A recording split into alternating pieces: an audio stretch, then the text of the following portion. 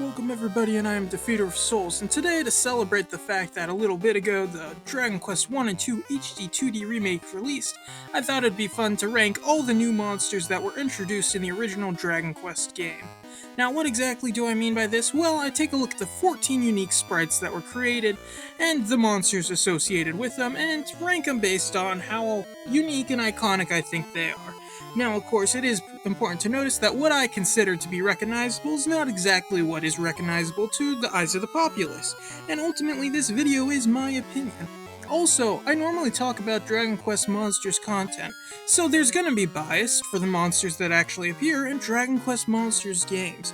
As a result, some of the more obscure ones are gonna be lower on the list, but at the same time, because they're obscure, it makes sense for them to be lower on the list. This video will be nice and quick, so if you're interested in more Dragon Quest Monsters content, feel free to subscribe to the channel, and like and comment on any video that seems interesting to you. It really helps me out. I'd really like to get to 100 subscribers before the end of the year, which is a small goal, but I'd like it nevertheless. So with that all out of the way, let's take a look at all 14 unique monsters introduced in the original Dragon Quest game. Now, when it comes to the Dragon Quest monsters, some of these guys are fairly recognizable. However, there is one that is not only not recognizable, but pretty much non-existent in any other future Dragon Quest game. That's going to be number 14 on our list, the Prestidigator. This is quite literally just a guy in a robe, and he's fairly simple because of it. I don't really have anything to say about it. I mean, when you're playing Dragon Quest, this is going to be the guy that casts magic, and that's pretty much all that's going to be recognizable about him. I mean, he pretty much appears in no other Dragon Quest mainline games. He does appear in the original Dragon Quest Builders, but mostly because that features a lot of the old Dragon Quest enemies. But he's just pretty much the bottom of the barrel. Like, his design's only somewhat decent, he's hardly recognizable, and he's never brought back again, so I think putting him on the bottom of the list is fair enough. Number 13 is the Bewerewolf. This one might be a little low, but at the same time, I don't think there's too much special about this design. It takes the fairly standard torso that you see on a lot of these Dragon Quest characters and monsters, and then throws a werewolf within it. And, I mean, it looks good, it doesn't look bad, but at the same time, it's also just nothing special. It's not the most unique concept for an enemy. Obviously werewolves have existed for a long time, but I think it is handled fairly well, and, I mean, you never really see this in too many games, and the ones you do also handle it fairly well, but it just really isn't that special. Number 12 is a Scorpion. This is another guy that's fairly unoriginal. I mean, it's just a scorpion drawn in Akira Toriyama's art style. Not that it looks bad, it's just not that special. I mean, if you want to see some really unoriginal monsters, wait till I go over the monsters in Dragon Quest 2. But that's for a long time later.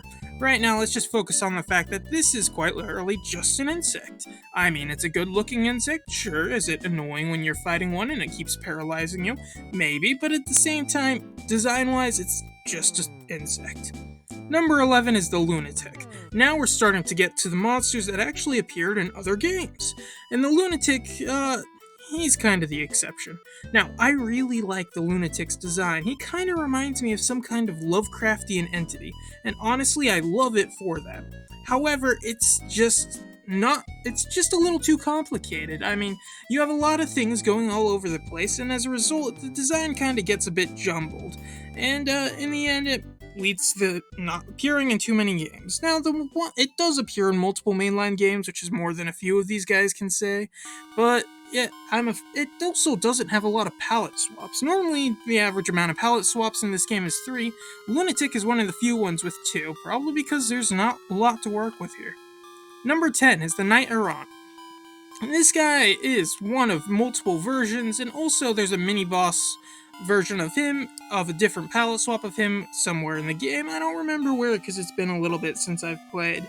Anyway, this guy looks intimidating. He's a knight, and he has a weapon, generally an axe. And you can tell when you're fighting a stronger version because he has more equipment. He'll have the axe, or the shield, so on and so forth. But at the same time, if you were to take off the helmet, is that a human underneath? How do you know it's a monster? It kind of gets on morally questionable grounds of whether or not you're actually fighting a monster, or if you're just killing knights because you're supposed to be the hero, or maybe I'm just overthinking it and it's really just a decent design.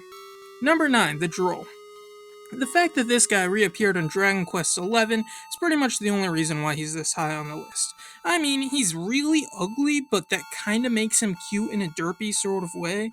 I don't really think I'm in a place to judge what people like, but I do think that the Droll is, uh, fair enough. He seems like a good middle of the ground design, and that's exactly why he's the middle of this list. Number 8, the Chimera. Chimera is actually where we start seeing some of the more recognizable monsters on this list, and the Chimera's actually had a lasting impact on every Dragon Quest game with its introduction of Chimera Wings, which are going to be used to cast Zoom anytime you don't have the spell Zoom, making them a reliable way to get to and from destinations when your main person who has the spell that you need happens to be dead. Now, that aside, he doesn't really have a lot else going for him, but he kinda looks fairly stupid, but at the same time, it's in an endearing sort of way, which I guess seems to be what happened with most of these designs, as that could be applied for a lot of them. Number 7 is the Ghost. Now, this is a design that's simple and it works because of it. It is quite literally just a ghost in a witch hat, which is simple, recognizable, and you know what it is. You look at it, you go, oh, it's named Ghost, it looks like a ghost, it's probably gonna do ghostly things, and that's exactly what it does.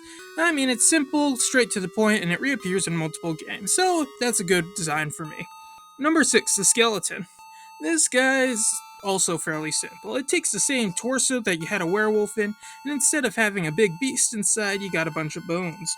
Now, there's nothing inherently wrong with that, and some of these designs are actually pretty cool in later games, especially when in the Skeleton Soldier they decide to replace the basic spear with a scythe. It really adds a lot to the design. Also, I find it funny that the palette swap for Dark Skeleton is quite literally just a silhouette of a skeleton. They were really ahead of the game on that design. Number 5, the Dragon.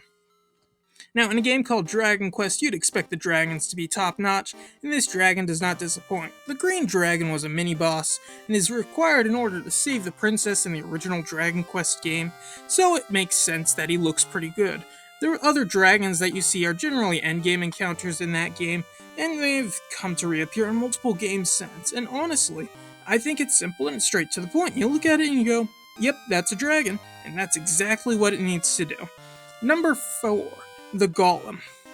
I think this is probably a somewhat underrated design. I honestly am not on enough online discourse to really say, though. What I can say, though, is that golems look really good. Now, of course, if you get into the Hebrew definition of what a golem is, which is the base where the word golem comes from, you realize that it's a sentient pile of matter, and that's exactly what these are. They're big brick beastie roots that really nail the whole giant wall feel. And gold golems are, of course, your main source of grinding gold in the original Dragon Quest game, so points to them for that. Number 3, the Dragon Lord. This is the final boss of the original Dragon Quest game, and he has two forms that both look really good. I really like Dragon Lord's design, and I'm pretty sure he's one of the first ever final bosses to transform in a video game, although I'm not exactly sure whether or not that's true or where I got that idea from. That opinion aside, I think he does a really good job. After all, he is a dragon, which helps complete the Dragon Quest portion of the game, but he's also intimidating, and he also is not just one tone. He's not just capturing the princess, but he also offers you half the world, which is done fairly well for an NES game, all things considered. And if you want to know what happens when you do accept half the world, go play Dragon Quest Builders. Number 2, the Draki. Now this is a recognizable design. If you meet anyone who claims to be a Dragon Quest fan and they are not able to recognize a Draki, they are lying. After all, this is one of the most recognizable monsters that have come out of the franchise. Not the most recognizable, but definitely up there. I mean, it's simple little bat guy named after Dracula, but at the same time, it's cute, it's adorable, and most importantly, it's marketable. And that's why it's number 2 on this list. But speaking of marketable, you know what the number 1 marketable monster is in the Dragon Quest franchise? Creating multiple things such as controllers or food? That's right, number 1 is the slime. And of course, if anything else was number 1 on this list, you know this list would be full of crap. In fact, it might still be. Anyway, the slime is the most recognizable monster in Dragon Quest, generally being considered its mascot because of it. Now, this slime has a lot going for it. Rather than just being a giant pile of ooze, as most games depict slimes, it's in this perfect teardrop shape with a nice happy little smile, like it doesn't care about the fact that you're just going to be slaughtering these mercilessly. It also has the metal version, which is infamous for being a pain to kill, but worth it once you do. Honestly, this whole thing is perfect, and I don't think you're going to find a single person who hates the design of a Dragon Quest slime, so that makes sense why they're as popular as they are and why they're number 1 on this list. Like I said, this was a short video and not really too much of what I do on my channel, but if this seems like a good way to get started and maybe you might be more interested in some of the larger games such as Dragon Quest II in the future, having videos like this for it, please let me know in the comments so I can know whether or not to create those videos. Also, I haven't actually played the Dragon Quest I HD-2D Remake yet, but I'm pretty sure it might introduce some new monsters, so I'm curious to see how that works, and some of the new features in which they update. Now, all this nonsense aside, thank you for watching my video. Once again, please subscribe if you're interested in more Dragon Quest Monsters content, and this has been Defeater of Souls.